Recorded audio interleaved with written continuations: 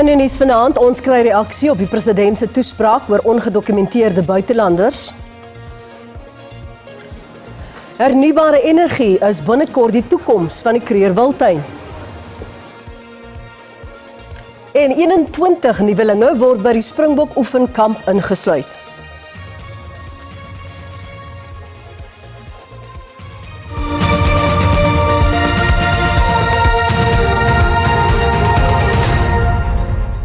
Goeienaand en baie welkom by die nuus.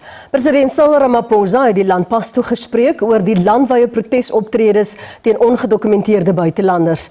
'n Dosent in politieke wetenskap by die Universiteit van Pretoria, Roland Henwood, sluit nou by ons aan om konteks aan hierdie toespraak te gee. Goeienaand Roland en baie dankie dat jy by ons kon aansluit. Die kabinet het die afgelope week 'n nasionale aksieplan oor migrasie in Suid-Afrika aanvaar. Dink jy die president het genoeg duidelikheid daaroor gegee in sy toespraak? Ek dink die toespraak gee duidelikheid waar daar vir 'n baie lang tyd nie duidelikheid was nie.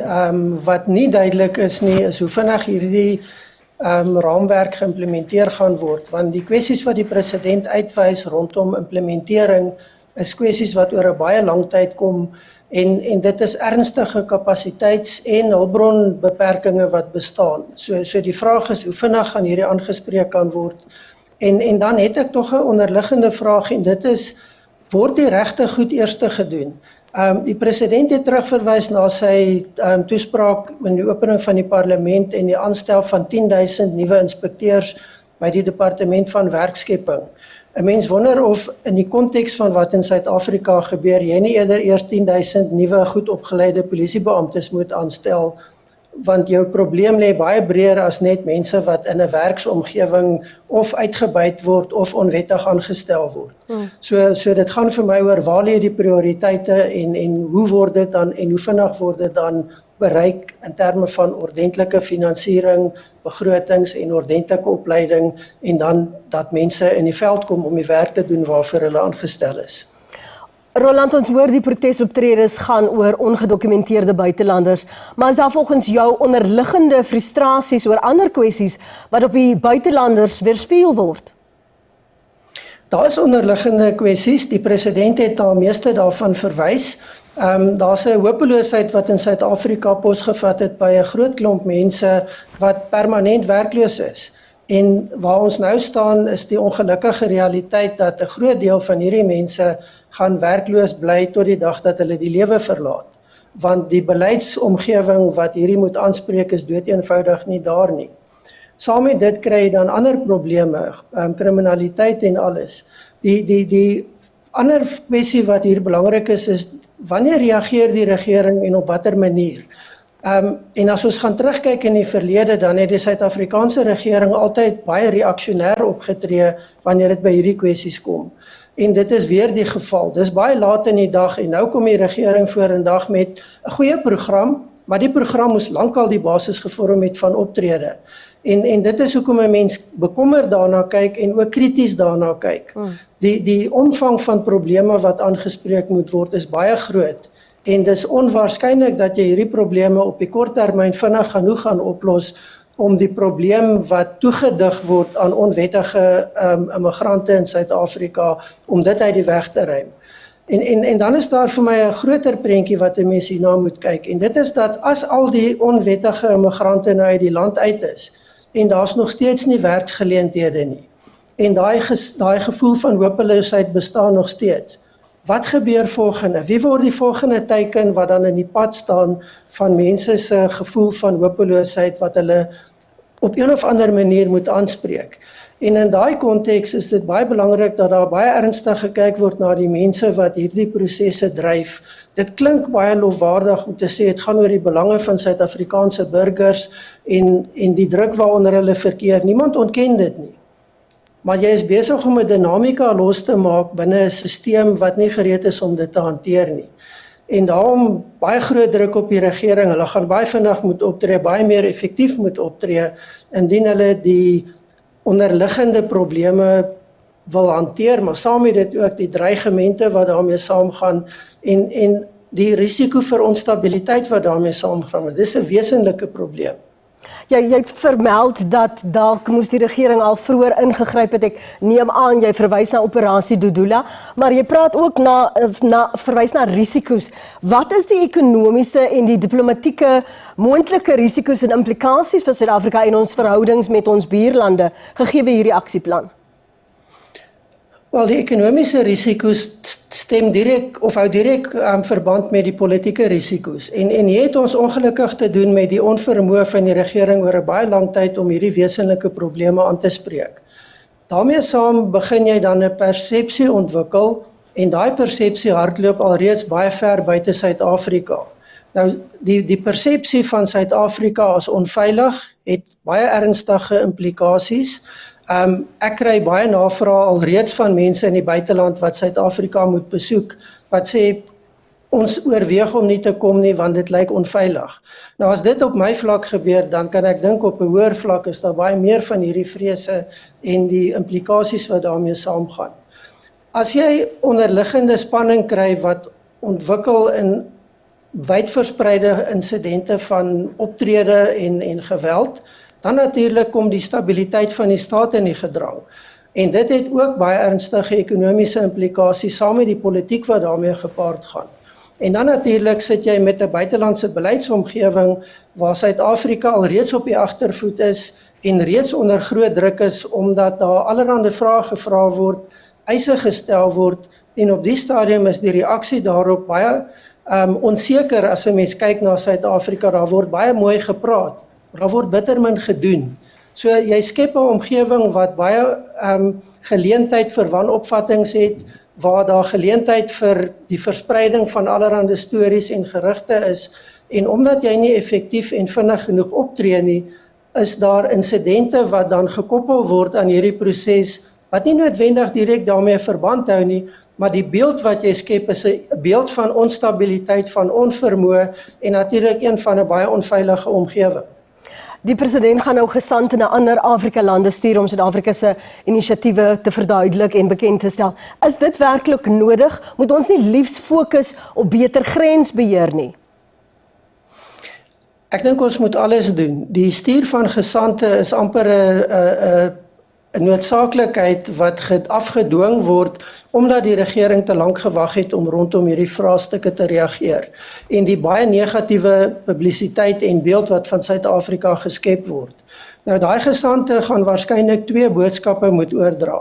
Een is 'n boodskap van gerusstelling dat dit nie so sleg gaan in Suid-Afrika as wat die indruk geskep word nie, dat ons nie skielik 'n baie vyandige en onstabiele staat geword het nie, maar die ander boodskap is net so 'n belangrike een, en dit is dat iets wat oor 'n baie lang tyd kom, dit het president Mbeki al begin aanspreek, en dit is dat ander regerings ook hulle verantwoordelikhede moet nakom, beter regering moet verseker, en die beginsels onderliggend aan goeie regering oor Afrika moet implementeer.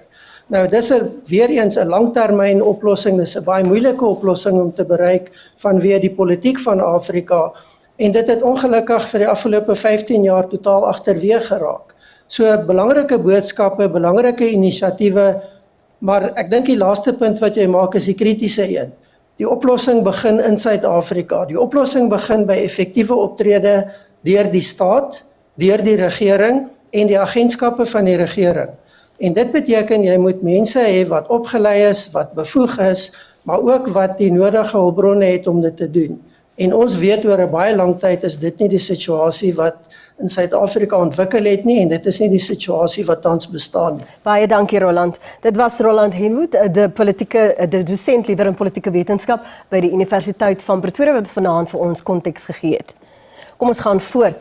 Die Suid-Afrikaanse toerisme sektor sê hy word reeds negatief geraak deur die onlangse betogings teen ongedokumenteerde buitelanders wat reg oor die land plaasvind. Rolspelers meen die betogings doen die sektor skade aan omdat toerisme deels op persepsies geskoei is. In teenstelling hiermee sê eienaars van ondernemings in sommige informele nedersettings dat hulle kopers toegeneem het nadat die buitelanders se winkels gesluit is. Volgens Statistieke Suid-Afrika het die land se toerismesektor verlede jaar eers herstel na die COVID-19 uitbreking reisontwrigtings wêreldwyd veroorsaak het. Data wys dat internasionale besoeke selfs 2,6% hoër was as in 2019 voor die pandemie. Maar die sektor sê dat die onlangse teen-migrasiebetogings 'n reuse impak op die groeiende getal toeriste het. We have somewhat started to see a decline in our regional market, meaning, the African market, more especially from, your SADCs and so forth. Die Federale Gasvryheidsvereniging van Suid-Afrika waarsku dat die betogings nie net die internasionale toerismemark sal raak nie, maar ook die plaaslike mark. I know the underlying factor behind this is generally unemployment. But the hospitality and tourism sector is the one sector in our economy that will allow the economic growth to absorb the unemployment we've got. And what people need to realize is that their actions, yes, they might think they gain a few jobs by chasing a few people out of shops, but the broader economic effect, unfortunately, is negative. Die United Soweto Business Alliance sê sommige winkels in die informele nedersettings waar deur buitelandse burgers besit word, het sy deure toegemaak uit vrees vir deportasie. For our local business partners and members, business has been, as I said, has been fairly the same. They are getting few more customers because of some of the closed stores. However, they still, as I said, they still need a lot of intervention. Intussen sê gastehuise hulle word nie deur die betogings geraak nie.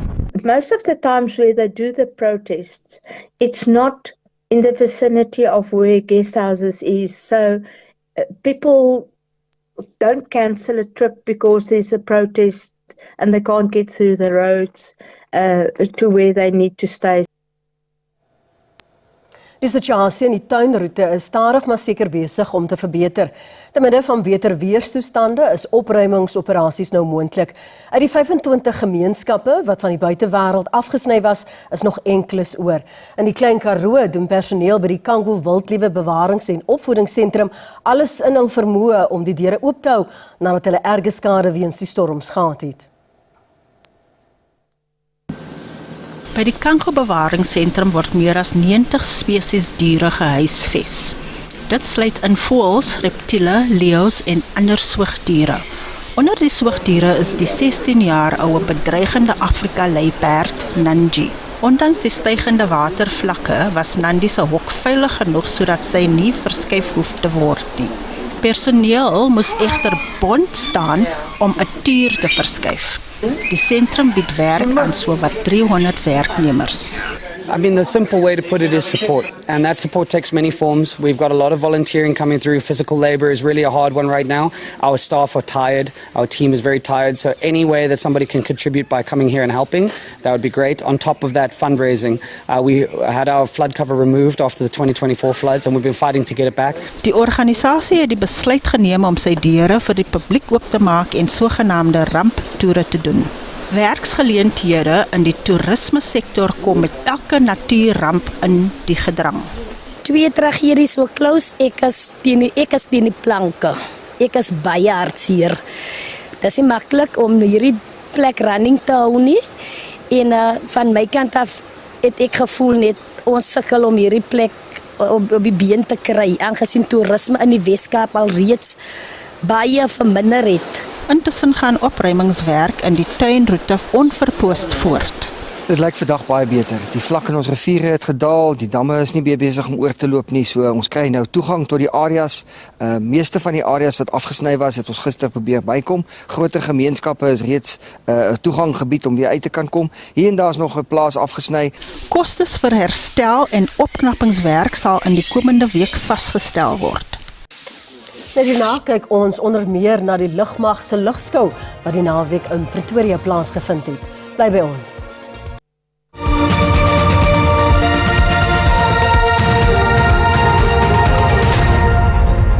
Welkom terug. 'n Nuwe studie wat deur die Universiteit Kaapstad onder jong meisies en jong vroue gedoen is, toon dat bykans 1 uit elke 3 alkohol misbruik.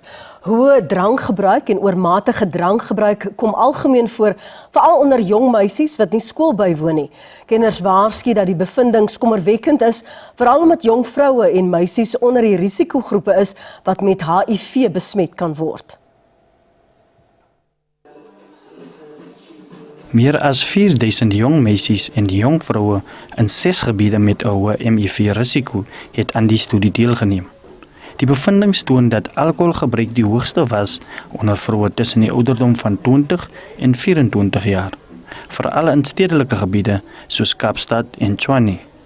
Navorsers het ook bevind dat baie van die deelnemers wat alkohol gebruik, gevaarlike drinkpatrone toon. The pattern of alcohol drinking was really that of a hazardous drinking, where nearly half of the participants were found to be hazardous drinkers, and almost about a quarter of them were binge drinkers. Vir baie jong vroue word alkohol steeds met ontspanning, kuier en sosiale aktiwiteite verbind. Anders sê weer, hulle gebruik alkohol om persoonlike uitdagings en daglikse druk te hanteer. Ek drank omdat ek baie eerstreekend probleme gegaan het, maar ek sê nie omdat klein kinders moet ook drank en deur dat gaan nie, because by daai gaan nie oplossing is vir probleme nie. Hoewel sommige jong vroue alkohol as deel van hul sosiale lewe beskou, sê kenners verskeie sielkundige, maatskaplike en ekonomiese faktore kan drinkgebruik beïnvloed. Factors, mental health conditions can also include issues related to self-esteem, self-confidence, or issues related to peer pressure. Under socio-economic factors, we're talking about poverty, unemployment, lack of resources. Navorsers doen nou 'n beroep op die regering om sekere maatreëls vir alkoholsiftigingsprogramme in te stel, geestesgesondheidsdienste uit te brei en groter pogings aan te wend om meisies in die skoolstelsel te hou. Warren Engelbrecht, SAK nuus, Kimberley. As deel van jeugmaandvieringe het die Suid-Afrikaanse lugmag die talle loopbaangeleenthede binne die weermag gister by die jaarlikse Suid-Afrikaanse Lugmag Museum Lugskou in Valhalla in Pretoria tentoongestel. Die lugskou het duisende lugvaartentoesiaste gelok, stralend van opwinding, terwyl hulle die indrukwekkende vertonings en asemrowende toertjies geniet het. Duisende lugvaartentoesiaste se oë was van vroegoggend af op die lugruim bo Pretoria gerig. 'n Jong vrouevlieënier van Potchefstroom was deel van die koördineringsspan wat na lugverkeersveiligheid omgesien het.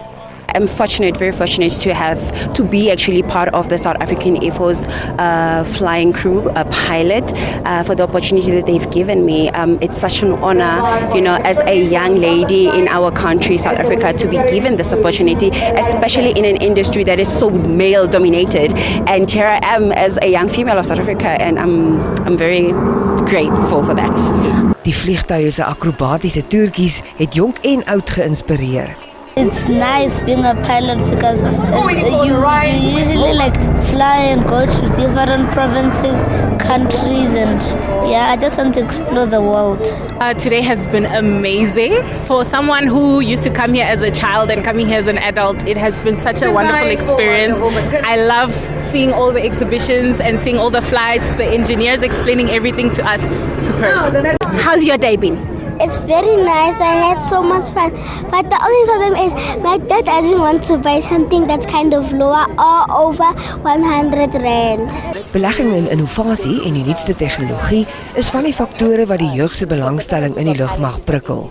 We are trying to make sure that during this youth month, we inform the youth about the new things that the Air Force is doing, including the space capabilities as well. So therefore the innovation and the technology, working with our stakeholders and partners, is to make sure that the youth understand that there's new things that we can be able to join the Air Force for, like space. And of course you can be a scientist within the Air Force with CSIR as well, working with us. Die lugskou bring elke jaar hulde aan die lugmag en die vliegtuie en helikopters wat by die museum bewaar bly.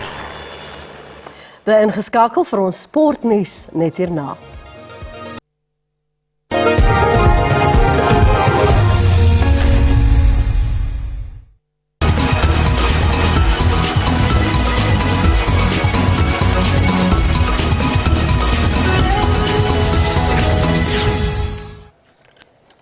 Die Springbok-afrigter Rassie Erasmus het 21 nuwelinge ingesluit in die oefengroep van 51 spelers wat aan die span se eerste oefenkamp sal deelneem.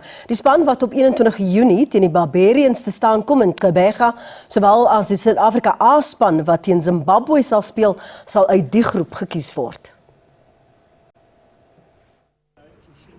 Met die Bulls wat nie beskikbaar is, na hulle deurgedring het na die eindstryd van die Verenigde Rugby Kampioenskap nie, het Erasmus 'n aantal juniors ingesluit. Dit sluit onder meer die onder 20 spelers, soos die losskakel Jacqueline Ahmed, die stit Dani Creer en die senter Marcus Miller in. Van die ander nuwelinge sluit in die Stormers se Paul de Villiers, Batobele Lekani en die skrimskakel Imran Khan. Die span kom môre in Johannesburg bymekaar. Baie dankie vir die saamkyk. Mooi week vorentoe. Totsiens.